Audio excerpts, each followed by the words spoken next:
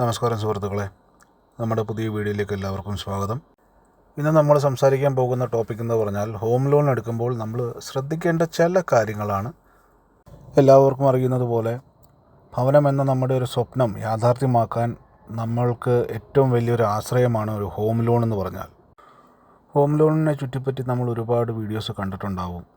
Home ലോണിലെ പൈസ നമ്മൾ എങ്ങനെ യൂട്ടിലൈസ് ചെയ്യണം, നമ്മൾ എത്ര രൂപ നമ്മൾ ഭവന വായ്പ എടുക്കണം, നമ്മുടെ കയ്യിൽ നിന്നും നമ്മൾ എത്ര രൂപ നമ്മൾ യൂട്ടിലൈസ് ചെയ്യണം എന്നുള്ളതിനെക്കുറിച്ചൊക്കെ അതിനെക്കുറിച്ചുള്ളൊരു ഫർദർ എക്സ്പ്ലനേഷനാണ് ഈ വീഡിയോയിൽ നിങ്ങൾക്ക് കിട്ടാൻ പോകുന്നത്.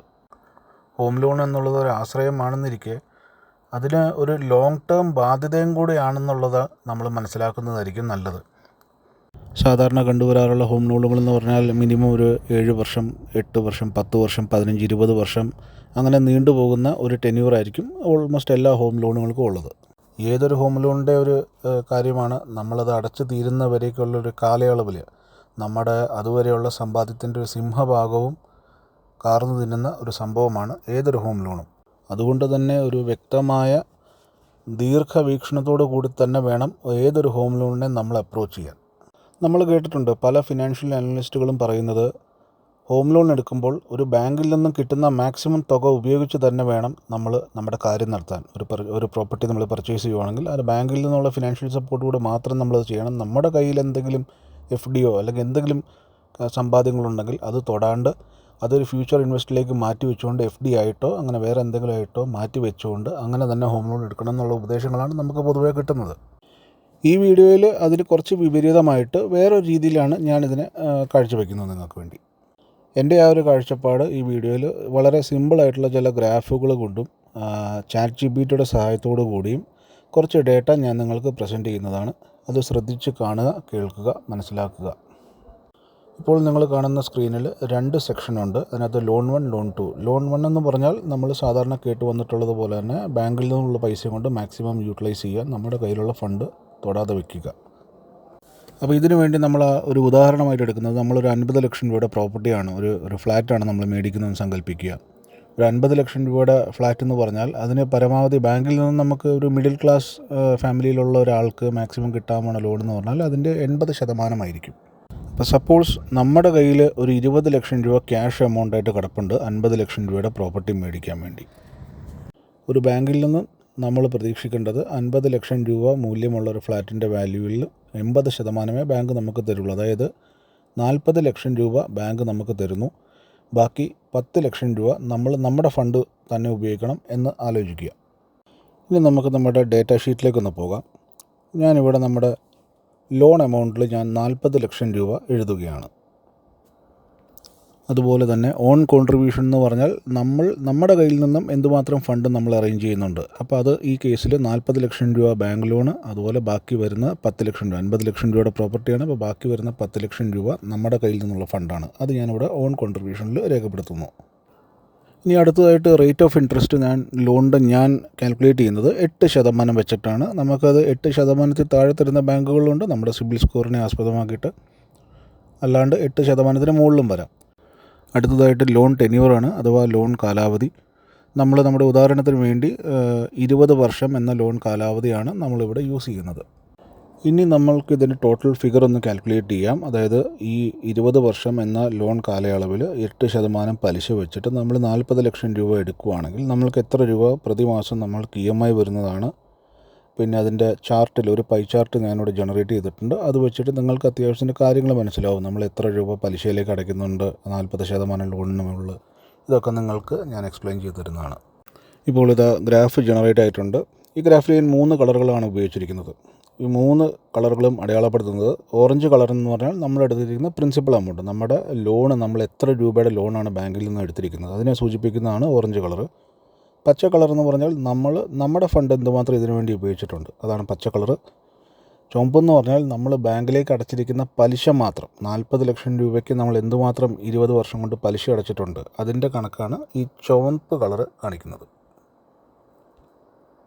ചുരുക്കത്തിൽ പറഞ്ഞാൽ ഈ ഓറഞ്ച് കളർ എന്ന് പറഞ്ഞിട്ടുണ്ടെങ്കിൽ 40 ലക്ഷം രൂപയാണ് കാണിക്കുന്നത്. ഞാനത് ഹോവർ ചെയ്തിട്ടുണ്ട്, അപ്പോൾ നിങ്ങൾക്ക് കാണാൻ പറ്റും. പച്ച എന്ന് പറഞ്ഞിട്ടുണ്ടെങ്കിൽ 10 ലക്ഷം രൂപയുടെ ഫിഗറാണ് അത് മാർക്ക് ചെയ്തിരിക്കുന്നത്. അത് നേരെ മറിച്ച് നമ്മുടെ ചുവപ്പ് സെക്ഷൻ എന്ന് പറഞ്ഞാൽ 40,29,000 രൂപയാണ് ചുവപ്പ് കാണിച്ചിരിക്കുന്നത്. അതായത് 40 ലക്ഷം രൂപ ലോണിന് മുകളിൽ നമ്മൾ 40,29,000 അതായത് 40,30,000 രൂപയോളം നമ്മൾ തിരിച്ചടവുണ്ട് നമുക്ക്. വേറൊരു കാര്യം ശ്രദ്ധിക്കേണ്ടതെന്ന് പറഞ്ഞാൽ നമ്മൾ 20 വർഷത്തേക്ക് അതായത് 240 മാസത്തേക്ക് നമ്മുടെ EMI എന്ന് പറഞ്ഞിട്ടുണ്ടെങ്കിൽ 33,000 രൂപയാണ്. ഇനി നമ്മൾ നേരത്തെ പറഞ്ഞതുപോലെ നമ്മുടെ കയ്യിൽ 20 ലക്ഷം രൂപ ഉണ്ടായിരുന്നു. പക്ഷേ നമ്മൾ 10 ലക്ഷം രൂപ മാത്രമേ നമ്മൾ ഇടുന്നുള്ളൂ. ബാക്കി 40 ലക്ഷം രൂപ നമ്മൾ ബാങ്കിൽ നിന്ന് ലോണാണ് എടുത്തിരിക്കുന്നത്. ഇനി സങ്കല്പിക്കുക നമ്മുടെ കയ്യിലുള്ള ബാക്കി 10 ലക്ഷം രൂപ അത് നമ്മൾ FD ആയിട്ട് എവിടെയെങ്കിലും ഏതെങ്കിലും ബാങ്കിൽ നമ്മൾ കൊണ്ടിടുകയാണെന്ന് സങ്കല്പിക്കുക. FD എന്ന് പറഞ്ഞാൽ നമ്മൾ കോമ്പൗണ്ട് ഇൻട്രസ്റ്റ് എന്ന മാതൃകയിലാണ്, ആ ഒരു മോഡലിലാണ് നമ്മളത് ഇൻവെസ്റ്റ് ചെയ്യാൻ പോകുന്നത്. ഏതെങ്കിലും ബാങ്കിൽ നമ്മൾ FD ആയിട്ട് കോമ്പൗണ്ട് ഇൻട്രസ്റ്റ് റേറ്റിൽ നമ്മൾ കൊണ്ടിടുന്നു. ഇന്നത്തെ കാലത്ത് സാധാരണ ഒരു ബാങ്കും നമുക്കങ്ങനെ FDയുടെ മുകളിൽ വളരെ അട്രാക്റ്റീവായിട്ടുള്ള ഇൻട്രസ്റ്റ് റേറ്റുകളൊന്നും ഓഫർ ചെയ്യാറില്ല. നമ്മുടെ ഈ ഒരു കേസിൽ എന്താണ് സംഭവിക്കുന്നത് അറിയാൻ വേണ്ടി ഞാനൊരു മാക്സിമം വാല്യൂ ഞാൻ ഇടുവാണ്. ഒരു 10% കോമ്പൗണ്ട് ഇൻട്രസ്റ്റ് എന്ന രീതിയിൽ ഞാൻ കാൽക്കുലേഷനിൽ ഇടുവാണ്. ഇവിടെ ഞാൻ ChatGPTയിൽ ചോദിക്കുകയാണ്, നമ്മുടെ കയ്യിൽ 10 ലക്ഷം രൂപയുണ്ടെങ്കിൽ ആ 10 ലക്ഷം രൂപ 10% കോമ്പൗണ്ട് ഇൻട്രസ്റ്റിൽ ഇടുവാണെങ്കിൽ 20 വർഷത്തേക്ക് നമ്മൾ ഇടുകയാണെങ്കിൽ നമ്മൾക്ക് 20 വർഷം കഴിയുമ്പോൾ എത്ര തുക കിട്ടും എന്നാണ് ChatGPTയിൽ ഞാൻ ചോദിച്ചിരിക്കുന്നത്. അതിന് ഉത്തരം എന്നോണം ChatGPTയിൽ നിന്ന് എനിക്ക് കിട്ടിയിരിക്കുന്ന എമൗണ്ടാണ് 67,27,500 രൂപ. നിങ്ങൾ സ്ക്രീനിൽ കാണുന്നുണ്ടത്. ഇനി നമ്മൾ ഈ ഡീലിൽ നമുക്കുണ്ടായിരിക്കുന്ന ഫിനാൻഷ്യൽ ഗെയിനും നമ്മുടെ ടോട്ടൽ ഇൻവെസ്റ്റ്മെൻറ്റുകളും നമുക്കൊന്ന് കാൽക്കുലേറ്റ് ചെയ്യാം. ആദ്യം നമ്മൾ ബാങ്കിൽ നിന്നും എടുത്തിരിക്കുന്ന 40 ലക്ഷം രൂപ, അതിന് പുറമെ നമ്മുടെ കയ്യിൽ നിന്ന് എടുത്തിരിക്കുന്ന 10 ലക്ഷം രൂപ, ഇതിനെല്ലാം പുറമെ ബാങ്കിലേക്ക് നമ്മൾ പലിശ ഇനത്തിൽ അടച്ചിരിക്കുന്ന 40,00,000 രൂപ. നമ്മൾ ടോട്ടൽ കൂട്ടുമ്പോൾ നമ്മൾക്ക് 40 ലക്ഷം, 10 ലക്ഷം, 40,30,000 രൂപ ഇതെല്ലാം കൂടെ കൂട്ടുമ്പോൾ നമ്മൾക്ക് ആ 50 ലക്ഷം രൂപയുടെ പ്രോപ്പർട്ടി മേടിക്കാൻ 20 വർഷത്തിനപ്പുറം നമ്മൾക്ക് വരുന്ന ചിലവെന്ന് പറഞ്ഞാൽ 90,30,000 രൂപയാണ്. ഇനിയാണ് നമ്മുടെ ഗെയിൻ നമ്മൾ കാൽക്കുലേറ്റ് ചെയ്യേണ്ടത്. അതായത് 10 ലക്ഷം രൂപ നമ്മൾ 10% കോമ്പൗണ്ട് ഇൻട്രസ്റ്റിൽ 20 വർഷത്തേക്ക് ഇട്ട് കഴിഞ്ഞപ്പോൾ നമുക്ക് കിട്ടിയത് 67,27,500 രൂപ. അതിൽ നിന്നും നമ്മൾ ഇതുവരെ ഇൻവെസ്റ്റ് ചെയ്തിട്ടുള്ള തുകയായ 90,30,000 രൂപ നമ്മൾ കുറച്ച് കഴിഞ്ഞാൽ നമുക്ക് കിട്ടുന്ന തുകയാണ് നമ്മുടെ ഗെയിൻ. ഈ കാൽക്കുലേഷൻ്റെ റിസൾട്ടിൽ നമുക്ക് കിട്ടുന്ന ഗെയിൻ എന്ന് പറഞ്ഞാൽ -23,02,500 രൂപയാണ്. ചുരുക്കത്തിൽ പറഞ്ഞാൽ നമ്മൾ 10 ലക്ഷം രൂപ നമ്മൾ അതിനകത്തേക്ക് ഇൻവെസ്റ്റ് ചെയ്തിട്ടില്ല, എന്നാൽ അത് നമ്മൾ വേറൊരു രീതിയിൽ നമ്മൾ ഇൻവെസ്റ്റ് ചെയ്തു. എന്നാലും നമ്മൾക്ക് വരാൻ പോണ നഷ്ടം എന്ന് പറയുന്നില്ല, പക്ഷെ നമ്മൾക്ക് വരാൻ പോണ ഒരു കുറവ് അതെന്ന് പറഞ്ഞാൽ 23,02,500 രൂപയുടെ കുറവാണ് നമുക്ക് വരുന്നത്. ഇനി ഇതേ സംഭവം നമ്മൾ ആ 10 ലക്ഷം രൂപ നമ്മൾ മാറ്റി വെക്കേണ്ട, അത് നമ്മൾ ഹോം ലോണിലേക്ക് അല്ലെങ്കിൽ നമ്മുടെ പർച്ചേസിലേക്ക് നമ്മൾ ഇൻവെസ്റ്റ് ചെയ്തുകൊണ്ട് ചെയ്യുമ്പോൾ നമ്മൾക്ക് എന്ത് ലാഭം ഉണ്ടാവാം, എന്ത് ഗുണങ്ങളുണ്ടാവും, എന്ത് ദോഷങ്ങളുണ്ടാവും, അത് നമുക്കിപ്പോൾ കാണാം. ഇതിനു വേണ്ടിയും നമ്മൾ ഉപയോഗിക്കുന്ന സെയിം പ്രോപ്പർട്ടിയാണ് 50 ലക്ഷം രൂപ മൂല്യമുള്ള പ്രോപ്പർട്ടി.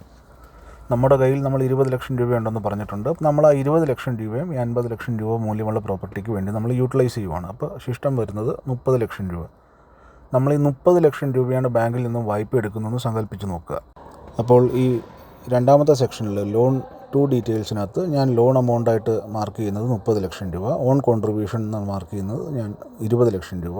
നമ്മുടെ ഇൻട്രസ്റ്റ് നമ്മൾ സെയിം തന്നെയാണ് നമ്മൾ ഇടാൻ പോകുന്നത്, 8% ഇൻട്രസ്റ്റിൽ. ലോൺ ടെന്യൂറും നമ്മൾ സെയിം ആയിട്ട് നമ്മൾ വെക്കുന്നതാണ്, അതായത് 20 വർഷം. ഇനി നമുക്ക് ഇതിനകത്ത് വരുന്ന ഫിഗറുകളുടെ ഒരു കാൽക്കുലേഷൻ നമ്മൾ നടത്തി നോക്കാം. അപ്പോൾ ഇപ്പോൾ നിങ്ങൾ കാണുന്നുണ്ട്, വ്യത്യാസങ്ങൾ നിങ്ങൾ കാണുന്നുണ്ട്. ഓറഞ്ചിൽ നമ്മൾ നേരത്തെ പറഞ്ഞതുപോലെ തന്നെ നമ്മൾ ബാങ്കിൽ നിന്നും ലോൺ എടുത്ത തുകയായി 30 ലക്ഷം രൂപ മാർക്ക് ചെയ്തിട്ടുണ്ട്. പച്ച എന്ന് പറഞ്ഞാൽ നമ്മുടെ കയ്യിൽ നിന്ന് എടുത്തിട്ട പൈസ, അത് 20 ലക്ഷം രൂപ. അതുപോലെ ചുവപ്പ് രേഖപ്പെടുത്തുന്നതെന്ന് വെച്ചിട്ടുണ്ടെങ്കിൽ നമ്മൾ 30 ലക്ഷം രൂപയ്ക്ക് ബാങ്കിന് നമ്മൾ കൊടുത്തിരിക്കുന്ന 20 വർഷം കൊണ്ട് നമ്മൾ അടച്ചിരിക്കുന്ന പലിശ ഇനത്തിൽ നമുക്ക് വരുന്നത് 30,22,368 രൂപ. ഈ രണ്ടാമത്തെ കേസിൽ നമുക്ക് വന്നിരിക്കുന്ന EMIയുടെ കാര്യം വളരെ ശ്രദ്ധേയമാണ്. നമ്മൾക്ക് നേരത്തെ നമ്മൾ അടച്ചുകൊണ്ടിരുന്നത് 33,000 രൂപയുടെ EMI ആയിരുന്നു. ഇപ്പോൾ നമ്മൾ അടയ്ക്കുന്നത് വെറും 25,093 രൂപ എന്ന EMI ആണ് നമ്മളിപ്പോൾ അടച്ചുകൊണ്ടിരിക്കുന്നത് 20 വർഷത്തേക്ക്. അതായത് EMIയിലെ മാത്രം വ്യത്യാസം 8,364 രൂപയാണ്. ഇനി നമ്മൾ ആലോചിക്കാൻ പോകുന്നത്, നമ്മുടെ കയ്യിലുള്ള പൈസ മൊത്തം നമ്മൾ ഇൻവെസ്റ്റ് ചെയ്ത് കഴിഞ്ഞു ഈ പർച്ചേസിന് വേണ്ടി. അപ്പോൾ ഇനി നമ്മൾ 20 വർഷത്തിനപ്പുറത്തേക്ക് നമ്മൾ എങ്ങനെ ഒരു വലിയൊരു ഫണ്ട് നമ്മൾ റേസ് ചെയ്യും, അതിൻ്റെ കാൽക്കുലേഷനാണ് ഞാനിനി തരാൻ പോകുന്നത്. നേരത്തെ സൂചിപ്പിച്ചതുപോലെ നമ്മൾക്ക് EMIയിലെ ഡിഫറൻസ്, അതായത് നമ്മൾ 25,093 രൂപയാണ് നമ്മുടെ പുതിയ EMI. നമ്മൾ 30 ലക്ഷം രൂപ ലോണേ എടുക്കുന്നുള്ളൂ 20 ലക്ഷം രൂപ നമ്മൾ അടച്ചിട്ടുണ്ടെങ്കിൽ. അപ്പോൾ ആ ഒരു സാഹചര്യത്തിൽ നമുക്ക് 8,364 രൂപയുടെ ഒരു ഡിഫറൻസ് നമുക്ക് കിട്ടുന്നുണ്ട്. ആ ഡിഫറൻസ്, ആ എമൗണ്ട് ഞാൻ എന്ത് ചെയ്യുമെന്ന് വെച്ചിട്ടുണ്ടെങ്കിൽ, ഞാൻ ആലോചിക്കുന്ന ഒരു സിസ്റ്റമാറ്റിക് ഇൻവെസ്റ്റ്മെൻറ്റ് പ്ലാൻ, അതായത് SIPയിൽ നമ്മൾ കൊണ്ട് 20 വർഷത്തേക്ക് ഇൻവെസ്റ്റ് ചെയ്യുവാണെങ്കിൽ നമ്മൾക്ക് എത്ര രൂപ കിട്ടും 20 വർഷത്തിനപ്പുറം, നമുക്കത് ChatGPT തന്നെ ഒന്ന് നമുക്ക് നോക്കാം. ഇപ്പോൾ നിങ്ങൾ കാണുന്ന സ്ക്രീനിൽ ഞാൻ ChatGPTയോട് ചോദിച്ചിരിക്കുന്നതും അത് തന്നെയാണ്. അതായത് 8,364 രൂപ ഞാൻ പ്രതിമാസം 20 വർഷത്തേക്ക് ഞാൻ SIPയിൽ ഇൻവെസ്റ്റ് ചെയ്യുവാണെങ്കിൽ 20 വർഷത്തിനപ്പുറം എനിക്ക് എന്ത് ഫണ്ട് റേസ് ചെയ്യാൻ പറ്റും എന്നുള്ളതാണ്.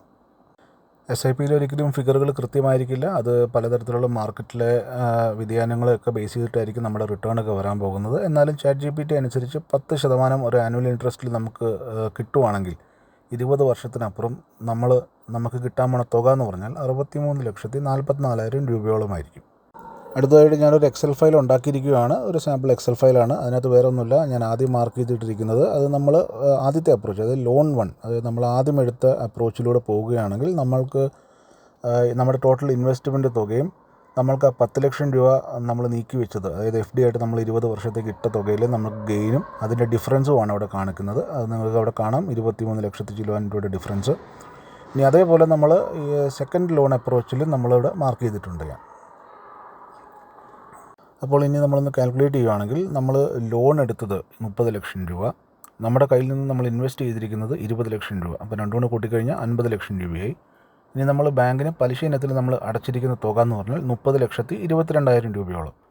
അതായത് 50 ലക്ഷവും ഈ 30,22,000 രൂപ എന്ന് പറഞ്ഞാൽ 80,22,000 രൂപയാണ് നമ്മുടെ ടോട്ടൽ ഇൻവെസ്റ്റ്മെൻറ്റ് എന്ന് പറഞ്ഞാൽ. അപ്പോൾ ആ ടോട്ടൽ ഇൻവെസ്റ്റ്മെൻറ്റും SIPയിൽ നിന്നും എനിക്ക് കിട്ടിയിരിക്കുന്ന ഗെയിനും ഞാനിവിടെ എക്സൽ ഫയലിനകത്ത് മാർക്ക് ചെയ്യുന്നതാണ്. ഇനി കോളം സിയിൽ നിങ്ങൾ കാണുന്ന ഫിഗറാണ്, അതായത് 16,77,000 രൂപ. അതെന്ന് പറഞ്ഞാൽ എനിക്ക് ഇവിടെ വന്നിരിക്കുന്ന ടോട്ടൽ ഗെയിനാണ്. അതായത് നിങ്ങളിനി കമ്പയർ ചെയ്ത് നോക്കുക, മുകളിൽ അതായത് ലോൺ 1, അതായത് നമ്മൾ ആദ്യത്തെ അപ്രോച്ചിലൂടെ നമുക്ക് വന്നിരുന്ന നമ്മുടെ ഡെഫിസിറ്റ് എന്ന് പറഞ്ഞാൽ 23 ലക്ഷം രൂപയോളമായിരുന്നു. ഇപ്പോൾ നമ്മുടെ ഡെഫിസിറ്റ് എന്ന് പറഞ്ഞാൽ അത് 16 ലക്ഷം രൂപ അല്ലെങ്കിൽ 17 ലക്ഷം രൂപയിലേക്ക് കുറഞ്ഞിരിക്കുന്നു. അതായത് നമുക്കൊരു 7 ലക്ഷം രൂപ, എന്നാലും നമ്മുടെ നഷ്ടം നമ്മുടെ കുറവാണ്. ഹോം ലോൺ എന്നൊരു ആശ്രയം ഒരു വസ്തുതയാണെങ്കിൽ കൂടി നമ്മൾ ഹോം ലോൺ എത്രയും പെട്ടെന്ന് അടച്ചു തീർത്താലേ നമുക്കതിൻ്റെ ഒരു ബെനിഫിറ്റ് നമുക്ക് കിട്ടുന്നുള്ളൂ. നമ്മളൊരു പ്രോപ്പർട്ടി മേടിക്കുകയാണ്, ഒരു ഫ്ലാറ്റോ അല്ലെങ്കിൽ ഒരു സ്ഥലമോ അല്ലെങ്കിൽ ഒരു വീട് പണിയാൻ വേണ്ടി എന്തിനാണെങ്കിലും നമ്മൾ അങ്ങനെ എന്തെങ്കിലും കാര്യത്തിന് വേണ്ടി നമ്മൾ ഹോം ലോൺ എടുക്കുകയാണെങ്കിൽ അത് എത്രയും പെട്ടെന്ന് അടച്ചു തീർക്കാനാണ് നമ്മൾ നോക്കേണ്ടത്. അത് വെച്ചുകൊണ്ടിരുന്നു കഴിഞ്ഞാൽ അതിൻ്റെ ഫുൾ കാലയളവ് മൊത്തം നമ്മൾ അടച്ചുകൊണ്ടിരുന്നാൽ മതിയല്ലോ, കുഴപ്പമില്ലല്ലോ എന്ന് നമ്മൾ വിചാരിച്ചു കഴിഞ്ഞാൽ നമുക്ക് തീർച്ചയായിട്ടും നമുക്കൊരു ഗെയിൻ നമുക്കവിടെ കുറവായിരിക്കും. പിന്നെ ഒരു കാര്യം എന്ന് പറഞ്ഞാൽ, ഈ രണ്ടാമത്തെ അപ്രോച്ച് എല്ലാവർക്കും ശരിയാവണമെന്നില്ല. നമ്മൾ ലോൺ 1 നമ്മൾ ഡിസ്കസ് ചെയ്തതുപോലെ 10 ലക്ഷം രൂപ നമ്മൾ മാറ്റി വെച്ചിരിക്കുന്നത് അത് നമ്മുടെ കയ്യിലുള്ള ഫണ്ടാണ്. അത് നമുക്ക് എങ്ങനെ വേണമെങ്കിലും നമുക്കത് യൂസ് ചെയ്യാം. നമുക്കൊരു പെട്ടെന്നൊരു മെഡിക്കൽ എമർജൻസി വന്നു, അല്ലെങ്കിൽ ആരുടെയെങ്കിലും ചികിത്സാ ആവശ്യത്തിനോ, കുടുംബത്തിലുള്ള ആരുടെയെങ്കിലും ചികിത്സാ ആവശ്യത്തിനോ, പഠനാവശ്യത്തിനോ, കല്യാണ ആവശ്യത്തിനോ നമുക്കത് ഉപകരിക്കും. എപ്പോൾ വേണമെങ്കിലും 10 ലക്ഷം രൂപ നിങ്ങൾക്ക് എപ്പോൾ വേണമെങ്കിലും കിട്ടും. ആ ഒരു സാഹചര്യം ഈ അപ്രോച്ച് നമ്പർ 2 നമ്മുടെ കയ്യിലെ പൈസ നമ്മൾ മൊത്തം എടുത്ത് ഇൻവെസ്റ്റ് ചെയ്ത് നമ്മൾ ചെയ്യുവാണെങ്കിൽ നമുക്കത് ഒറ്റയടിക്ക് നമുക്ക് കിട്ടില്ല. നമുക്കൊരു 1-2 വർഷത്തിനകം നമുക്ക് പെട്ടെന്നൊരു പൈസയുടെ ആവശ്യം വന്നു കഴിഞ്ഞാൽ അത് നടന്നൊന്നും വരില്ല.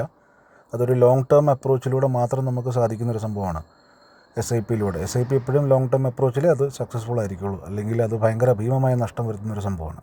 ഇനി രണ്ടാമത്തെ അപ്രോച്ചിന് മറ്റു പല ഗുണങ്ങളും ഉണ്ട്. നമ്മൾ ഈ പറഞ്ഞ പോലെ 2 EMIയും ഇടയിലുള്ള ഡിഫറൻസായ 8,364 രൂപ, അത് ഞാൻ 8,364 രൂപയും SIPയിൽ 20 വർഷത്തേക്ക് ഇൻവെസ്റ്റ് ചെയ്യുന്ന കാര്യമാണ് പറഞ്ഞത്. ഇനി അത് വേണ്ട, നമുക്കതിനകത്ത് മറ്റു പല കാര്യങ്ങളിലേക്കും നമുക്ക് ആ തുക നമുക്ക് വരവ് വയ്ക്കാം. അതായത് 5,000 രൂപയുടെ SIP ഇൻവെസ്റ്റ്മെൻറ്റ്, 8,364 രൂപ എന്ന സംഖ്യ, അത് 5,000 രൂപയുടെ ഒരു SIP പ്ലാനിൽ ചേരുകയും ബാക്കി ഒരു 3,000 ചില്ലാൻ രൂപയുണ്ട്. ആ 3,000 ചില്ലാൻ രൂപയ്ക്ക് നമുക്ക് ഒരു മെഡിക്കൽ ഇൻഷുറൻസ്, അതായത് കുടുംബത്തിലുള്ള എല്ലാവർക്കും കൂടി ചേർത്തിട്ട് ഒരു മെഡിക്കൽ ഇൻഷുറൻസിൽ നമുക്ക് വേണം തുടങ്ങാം. അങ്ങനെ വരുമ്പോഴും നിങ്ങൾക്ക് ഭയങ്കര ഗുണമാണ്. കാരണം 20 വർഷത്തേക്ക് നിങ്ങളുടെ ഫാമിലി മൊത്തം കവേർഡ് ആയിരിക്കും. നിങ്ങൾക്ക് മെഡിക്കൽ എക്സ്പെൻസുകളൊന്നും ഉണ്ടാവുന്നതില്ല. നേരെ മറിച്ച് ആദ്യത്തെ അപ്രോച്ചിലെ കുഴപ്പമെന്ന് പറഞ്ഞിട്ടുണ്ടെങ്കിൽ നമ്മൾ 33,000 രൂപയുടെ EMI ആണ് നമ്മൾ അടയ്ക്കുന്നത്. അതിന് പുറമേ നമ്മൾ മെഡിക്കൽ ഇൻഷുറൻസോ അങ്ങനെ എന്തെങ്കിലും വേണമെങ്കിൽ അത് അതിന് പുറമേ നമ്മൾ അടയ്ക്കണം. അതൊരു എക്സ്ട്രാ അഡീഷണൽ കോസ്റ്റാണത്. അപ്പോൾ ഇന്നത്തെ വീഡിയോ എല്ലാവർക്കും ഇഷ്ടപ്പെട്ടു എന്ന് വിചാരിക്കുന്നു. നിങ്ങളുടെ അഭിപ്രായങ്ങളെല്ലാം കമൻറ്റ് ചെയ്യുക എല്ലാവരും. നമ്മുടെ അപാകതകൾ എന്തെങ്കിലും ഉണ്ടെങ്കിൽ അതൊക്കെ നമുക്ക് പരിഹരിക്കാൻ ഞാൻ മാക്സിമം എഫേർട്ട് എടുക്കുന്നതാണ്. ഇത് മാക്സിമം നിങ്ങൾക്ക് ഇഷ്ടപ്പെട്ടു എന്നുണ്ടെങ്കിൽ, കാര്യമുള്ള കാര്യമാണെന്നുണ്ടെങ്കിൽ മാക്സിമം ഷെയർ ചെയ്യുക, എല്ലാവരും സബ്സ്ക്രൈബ് ചെയ്യുക. Thank you.